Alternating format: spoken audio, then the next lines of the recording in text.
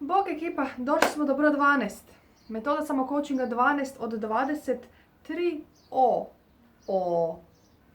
Prvi od 3 O o kojem ću danas pričati je opusti. Moje ime je Tihna Dragičević, bavim se coachingom i osobnim razvojem već više od 10 godina. I kroz sljedećih par minuta poslušajte što imam za reći o metodi samocoachinga 12, kako si možete pomoći. Ova 3 O metoda je posebna po tome što radi svaki put. Samo ako se pravilno napravi. Mislim, ni čarobni štapić ne radi ako se kažu pogrešne čarobne riječi. Nema čiri bi, čiri ba. I jednostavna je, stvarno je, kao i sve metode samocoachinga, i to ono što je zastrašujuće, da je jednostavna. Metoda 3O sastaje se od 3 koraka. 3 koraka na O, na slovo O. Opusti, oprosti i otpusti. Kroz sljedećih nekoliko minuta ću sve reći u prvom koraku, opuštanju, a u sljedećim videima ću reći o ostalim O-ovima. Kod ovog opuštanja postoji par trikova koje ću otkriti. Nije samo ono sjednem i mislim da me nema. Dakle, gledajte, cijelu ovu priču o samocoachingu ja pričam jer pretpostavljam da svako od nas, od vas, ima temu. I ne da Bože da to nazovemo problemom. Ne, to je naša tema. Ok. I rijetko kad je, bez pomoći druge osobe ili stručnjaka, uspijemo riješiti u jednom naletu tu našu temu. Ali zato je samostalno možemo riješiti u 3 naleta, 3 šamara. Od kojih je prvi opuštanje. To opuštanje, kažem, ne znači da si 5 minuta govorim ja sam opuštena, ja sam opuštena, ja sam opuštena, jel? Pa onda pređem na drugi korak. Opuštanje može trajati dan, može trajati danima, može trajati tjednima, ponekad i mjesecima. Sve ovisi koliko vi stišćete, odnosno koliko ste napeti i koliko vam treba da vam dođe iz guzice u glavu. Doslovno da vam dođe iz guzice u glavu. Zašto to kažem? Zato što je tijelo tu ključan faktor. Tijelo. Opuštamo tijelo, ne mozak. Odustala sam od mozga davno. Mozak se onako ne bi dao i pričao bi neku svoju jako logičnu priču. I ona se uopće ne zanima. Zanima nas da se riješimo onoga što smo u tijelu zaključali silom prilika. Ne kaže se bez veze da tijelo pamti. Naše tijelo je kao slon. Oprostite dame, ali naše tijelo je kao slon. Sadržava čak i one mentalne obrasce koji su davno otišli iz svjesnog uma. Dakle, nešto što smo pod navodnicima davno riješili. I to pogotovo kod osoba čije tijelo i um nisu u dobrim odnosima. A to ste svi vi koji imate problema s vratom ili nakupine stresa u vratu ili kralješci tu ili onako onaj vrat ovako. Nije to od kompjutera samo. Ili kad ste pod stresom pa vam se sve ovo stisne. To je najslabija karika, je most koji povezuje. Tijelo tako pohrani, potisnuto i progutano, arhivira duboko i onda se čudimo kako nam iskoče neki fizički problemi. Oni su gotovo uvijek, ako ne i uvijek, manifestacija nečeg mentalnog. Ako to nije očito, onda mi to ne vidimo, neko drugi vidi.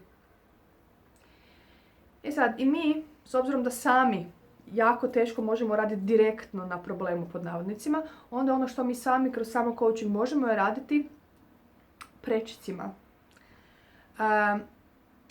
Kažem, umjesto da radimo svjesno, što je zapravo u nekim slučajevima isto tako nemoguće jer se na svjesnom nivou nema šta za reći. Ja više nemam šta za reći o ovoj temi, ubite me.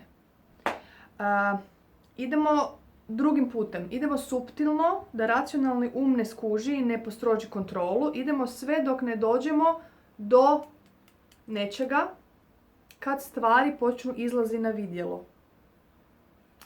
na vidjelo. Kažem stvari jer pojma nemam šta će izaći kod vas. To ne znam. Kad se tijelo počne opuštati, šta će iz njega izlaziti? Šta je on to sve arhivirao? Kod mene je izašao bijes, pratila ga je tuga, a iza nje su se šuljali blizanci, krivnja i sram. Baš su bili super. I tek tu je ok upaliti racio da on objasni, spoji točkice i tako dalje, o tome ćemo sljedeći put. Ako pričamo o aktivnostima kojim možete postići opuštanje, to su, kladim se da ih znate, ali to su šetnja u prirodi, boravak u prirodi, yoga, jogging, vođene vizualizacije, meditacije, smirivanje uma, vježbe istezanja, zvukoterapija, masaže ručne, masaže s dijelama, aroma masaže, kupke, saune, bilo koja nježna fizička aktivnost koja dopire do nekih vaših zaboravljenih dijelova tijela. Istezanje, pa istežite, pa niste ovo napravili, dišite duboho, trbuhom, dišite leđima. Aha. Dakle, sve što dopire do zaboravljenih dijelova vas. E sad, ako ste maratonci i onda razmišljate tako, odaberite par najdržih kombinacija i redovno ih počnite upražnjavati. Naravno, to ovisi kaj ste do sad radili. Možete recimo jednom tjedno 2 sata u prirodi, u šetnji provesti, pa onda 2 puta mjesečno masažu, 2 puta tjedno neka lagana sportska aktivnost, dodati neku od ovih čudnih riječi što sam rekla, što ste prvi put čuli možda. I kako vam se kapaciteti povećavaju, dodajte i zgusnite aktivnosti. A ako sprinterski razmišljate o opuštanju, onda si uzmite tjedan, 2 i raspalite. Raspalite po najdržim gore nabrojanim stvarima i vidite šta će se početi događati. Jedini uvjet je u oba slučaja da si tijekom ili nakon te aktivnosti ostavite dovoljno tišine. Da možete ući u ono ništa. I da se na tren izgubite. Znate ono, ako imate iskustvo masaže, pa jednostavno vam tako brzo prođe da se izgubite. To znači da funkcionira. Najjednostavniji način opuštanja, koji možete napraviti već sad, je sjediti i slušati. Dakle, to je meditativna tehnika, ali malo laganija jer se fokusirate na nešto, nije da mičete sad. Ne mislim na ništa. Dakle, ovako, podijelit ću s vama vježbu dubokog slušanja. Sjednite na tihom mjestu sami i utihnite. I ustanovite koliko slojeva zvuka opažate oko sebe. Slušajte zvuk vlastitog disanja, ritam svojeg srca i krv koja pulsira u vašim ušima. Čujte ptice, promet u daljini, zvuk vjetra. Potom dopustite da se svi ti zvukovi stope u jedan opći zvuk u kojem ritam vašeg disanja i suptilni pokreti vašeg tijela postaju dio zvuka koji vas okružuje. I kad se vaše tijelo stopi s ovim zvukom, dopustite mu da se suptilno kreće tim ritmom. I ustanovite kamo će vas to kretanje ponijeti, pritom pazeći da nastavite pratiti taj opći zvuk kojeg čujete.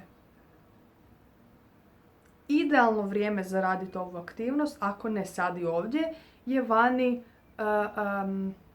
na klupi u parku, dok se onako lagano sunčate na ovom proljetnom suncu i uzmete si 10 minuta za vas. Eto. Ako vam se nešto od ovoga svidjelo, javite dojmove dole u komentaru ili u privatnu poruku. Cijenim. Pozdrav!